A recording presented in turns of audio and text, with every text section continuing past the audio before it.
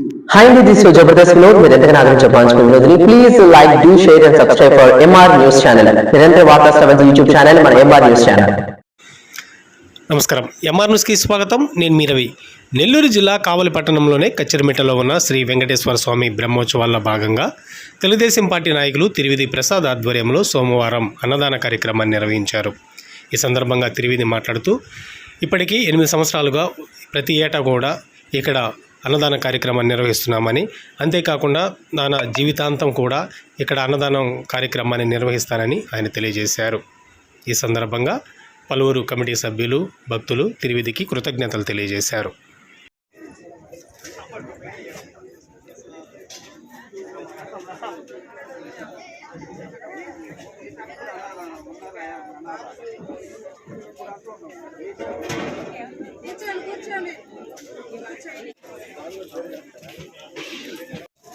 ఓం నమో వెంకటేశాయ. కావలి కచ్చిరిమెట్టలో వెలసి ఉన్నటువంటి శ్రీ వెంకటేశ్వర స్వామి యొక్క దేవస్థానమునందు ప్రతి సంవత్సరం కూడా మార్చి నెలలో జరిగేటటువంటి ఈ బ్రహ్మోత్సవాల సందర్భంగా ఈ సంవత్సరం కూడా 9వ తేదీ నుండి రేపటి పుష్పయాగంతో వరకు కూడా ఈ యొక్క బ్రహ్మోత్సవాలు జరుగుతాయి. అదేవిధంగా ఇక్కడ బ్రహ్మోత్సవాల్లో ముఖ్యంగా గొప్పగా జరిగేటటువంటి వాయి హనుమంత సేవ, అదేవిధంగా గరుడ సేవ మాది ఉభయము. అదేవిధంగా నిన్నటి రోజున స్వామివారి యొక్క మొన్నటి రోజున కళ్యాణం రంగరంగ వైభవంగా ముక్కోటి దేవదేవుళ్ళు మరి వచ్చి కనులారా చూసే విధంగా కళ్యాణ మహోత్సవం జరిగింది. అదేవిధంగా కళ్యాణం అయిన తర్వాత ఆ స్వామివారి యొక్క వివాహ భోజనము అన్నప్రసాదంగా తీసుకుని ఈ రోజున అన్నప్రసాదం కూడా గత 8 సంవత్సరాల నుండి నేను ఉభయదాతగా ఈ అన్నప్రసాదాన్ని కూడా చేస్తూ ఉన్నాను.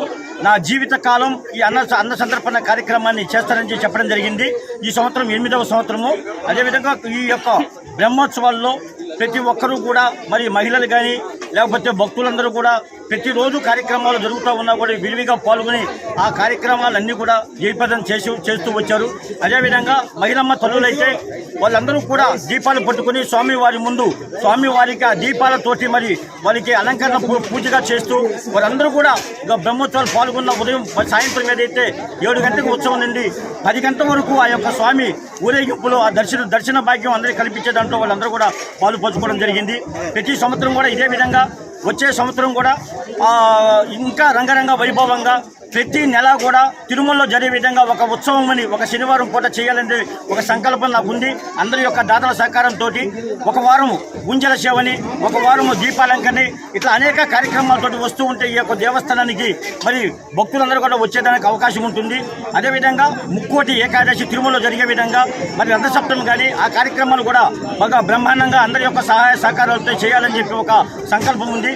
తప్పనిసరిగా మరి భక్త మహాశయుల యొక్క ఆశీస్సులు, ఆ భగవంతుని ఆశీస్సులతోటి ఇక్కడ ఉన్నటువంటి మన కచ్చిరిమిట్టే కాదు కావలి పట్టణంలో ఉన్నటువంటి ప్రజలందరూ కూడా ఆరోగ్య అష్టైశ్వర్యాలతోటి ఆ స్వామి యొక్క కృపా కటాక్షాలతోటి అందరూ కుటుంబాలు కూడా చల్లగా ఉండాలని చెప్పి వారు కోరుకుంటూ ఈ ఉత్సవాల్లో పాల్గొని ఈ యొక్క అన్నప్రసాదంలో పాల్గొని స్వీకరిస్తున్నటువంటి ప్రతి ఒక్కరు కూడా చేతులు నమస్కరిస్తూ సెలవు తీసుకుంటున్నారు.